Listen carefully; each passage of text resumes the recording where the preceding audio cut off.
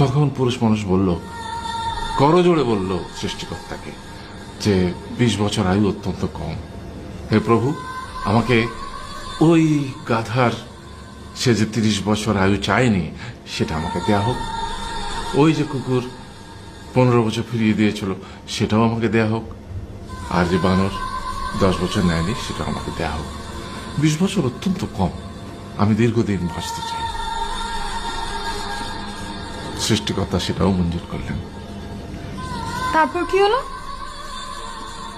সেই থেকে ছেলেরা পুরুষ মানুষ হিসেবে বাঁচে 20 বছর, তারপরের 30 বছর সংসারের বোঝা পিঠে করে বয়ে বেড়ায়, সেটা কার মতো? গাধার মতো। তারপরের 15 বছর সে তার ছেলে মেয়েরা যা দেয় সেই রকম ঠিক কুকুরের মতো উচ্ছিষ্ট খেয়ে বাঁচে। আর তারপরে বৃদ্ধ বয়সে